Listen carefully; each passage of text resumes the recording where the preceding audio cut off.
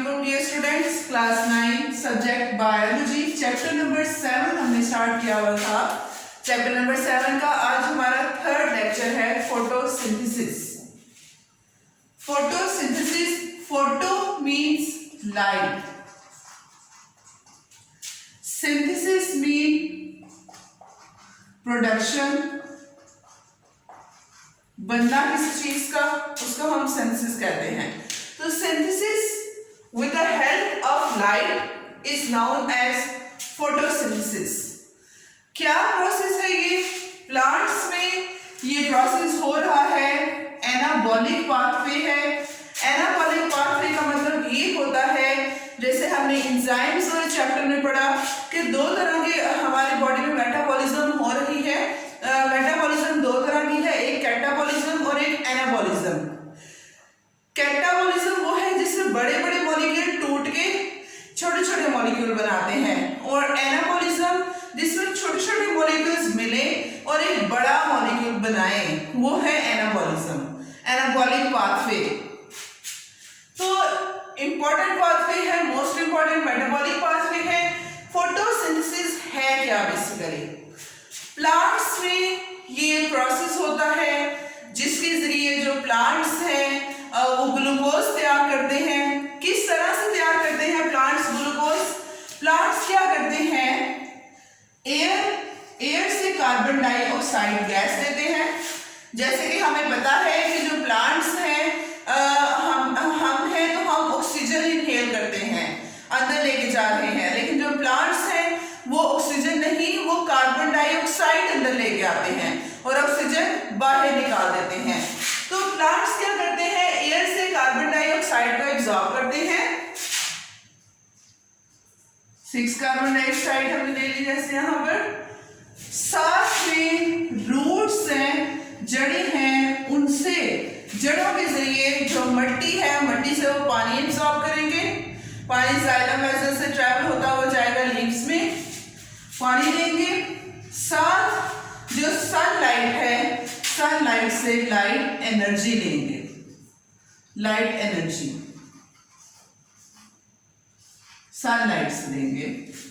अब जब carbon dioxide लेंगे, वाटर एब्जॉर्ब करेंगे, सनलाइट एनर्जी लेंगे, तो वो लाइट एनर्जी क्या करेगी, इस वाटर को भी ब्रेक करेगी, इस कार्बन डाइऑक्साइड को भी ब्रेक करेगी, और एज ए रिजल्ट बना देगी ग्लूकोज C6H12O6। फूड, जब प्लांट्स में फूड तैयार हो रही है, ग्लूकोज बनेगा। ग्लूकोज के साथ साथ हमारे पास कुछ वाटर भी मिलेगा, वाटर भी कुछ बनेगा, और साथ हमारे पास क्या होगा कि जो ऑक्सीजन है O2 गैस वो रिलीज होगी, और ऑक्सीजन जो रिलीज होगी फिर वो एटमॉस्फेयर में जाएगी और वो ऑक्सीजन गैस हम इनहेल कर लेंगे। ये प्रोसेस पूरा का पूरा हो रहा है, इस प्रोसेस को हम कहते हैं फोटोसिंथेसिस। फोटोसिंथेसिस कि फोटोसिंथेसिस का क्या प्रोसेस है? A process in which carbon dioxide and water combine to form glucose with oxygen as a byproduct। byproduct मतलब जो as a waste product, as an extra product जो रिलीज हो रही है चीज, उसको हम बाई प्रोडक्ट कहते हैं, एक्स्ट्रा प्रोडक्ट। तो वो एक्स्ट्रा प्रोडक्ट होता है, वो रिलीज हो जाता है प्लांट से, और ग्लूकोज जो है वो फिर प्लांट्स तैयार कर लेते हैं फूड, और फिर वो फूड हम खाते हैं और वो ग्लूकोज हमें आ जाता है। ये बहुत इंपॉर्टेंट बायोकेमिकल पाथवे है, एनाबॉलिक पाथवे है, बहुत ज्यादा इंपॉर्टेंट है प्लांट्स में ये प्रोसेस।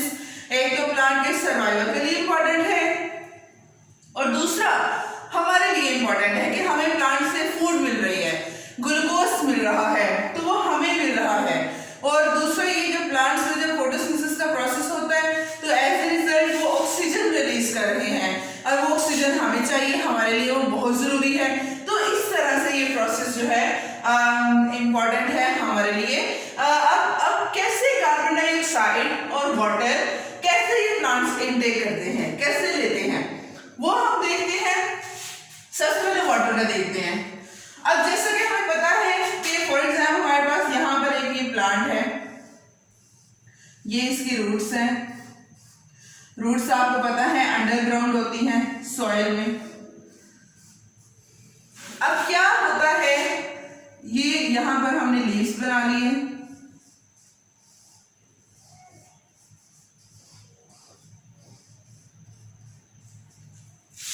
अब क्या है कि जो सॉइल है, सॉइल में हमारे पास होता है वाटर। जैसे हम पौधे को पानी देते हैं तो हम मिट्टी में देते हैं ना। अब जो रूट्स हैं और रूट हेयर्स हैं, जो रूट्स के बाल हैं, वो क्या करेंगे, सॉइल से इस वाटर को करेंगे एब्जॉर्ब। सॉइल से इस वाटर को एब्जॉर्ब करेंगे। फिर ये जो वाटर है ये स्टेम में जाइलम वेसल्स होती हैं, ट्यूब्स होती हैं, जो वाटर को पूरे प्लांट में लेके जाती हैं। आपके समझे पाइप्स हैं। फिर ये वाटर जाइलम वेसल के जरिए ट्रेवल करेगा और चला जाएगा लीव्स में। लीव्स में हमारे पास यहां पर है मेसोफिल सेल्स। ये मेसोफिल सेल्स, इनको घेर लेगा पानी जाके। अब वाटर मिल गया मेसोफिल सेल्स को।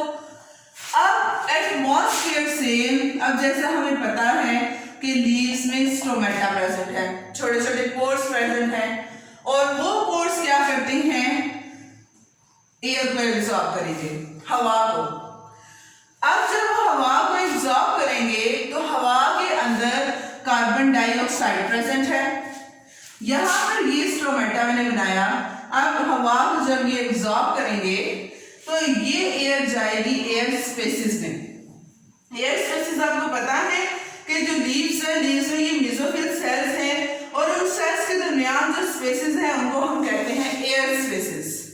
अब मेसोफिल सेल्स को जैसे पानी ने घेरा हुआ है, हमने पहले ही बात कर ली कि सॉइल से वाटर एब्जॉर्ब करके जाइलम वेसल्स के ऊपर जा रहा है और मेसोफिल सेल को घेर लेगा।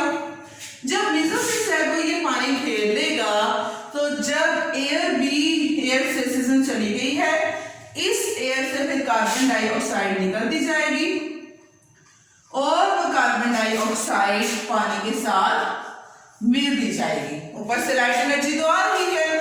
सनलाइट के बगैर तो फोटोसिंथेसिस का प्रोसेस होना ही नहीं है। वो होगी तो फोटोसिंथेसिस का प्रोसेस होगा ना। लाइट एनर्जी होगी तो वाटर के मॉलिक्यूल ब्रेक करेंगे और कार्बन डाइऑक्साइड ब्रेक करेंगे और फिर ये मिलेंगे और ग्लूकोज बनाएंगे। तो कार्बन डाइऑक्साइड वाटर के साथ मिलेगी और जब ये वाटर के साथ मिलेगी तो ये बना देगी ग्लूकोज। और साथ में कुछ वाटर वो प्लांट से ट्रांसपायरेशन के प्रोसेस के जरिए उड़ जाता है, इवेपोरेट हो जाता है और साथ ऑक्सीजन बन जाती है। ऑक्सीजन भी निकल जाती है और उस ऑक्सीजन को फिर हम लोग यूज करते हैं, इनहेल करते हैं सांस लेने के लिए। तो ये हमारे पास प्लांट्स में फोटोसिंथेसिस का प्रोसेस इस तरह से होता है। और इस तरह से जो फोटोसिंथेसिस के लिए कार्बन डाइऑक्साइड और ऑक्सीजन चाहिए, प्लांट्स इस तरह से उसको इनटेक करते हैं। तो ये था आज हमारे पास फोटोसिंथेसिस का प्रोसेस कि कैसे हुआ। अब ये फोटोसिंथेसिस का प्रोसेस बहुत कॉम्प्लेक्स है। इसका जो मैकेनिज्म है फोटोसिंथेसिस का, हमने तो बस ये पढ़ा ना कि जनरल पढ़ा कि ये कार्बन डाइऑक्साइड, ये वाटर, ये मिले और ये बन गया। अब ये कैसे मिलते हैं, क्या प्रोसेस होता है, एनर्जी उन्हें कैसे मिलती है, ये मैकेनिज्म है प्लांट्स में। लाइट एंड डार्क रिएक्शन, दो इसके स्टेप्स हैं, लाइट रिएक्शन, डार्क रिएक्शन। तो वो हम कल उसका मैकेनिज्म पढ़ेंगे। तो उसमें मैं आपको बताऊंगी कि किस तरह से प्लांट्स के फोटोसिंथेसिस का प्रोसेस किस तरह से होता है। तो कल हम इंशाल्लाह वो पढ़ेंगे।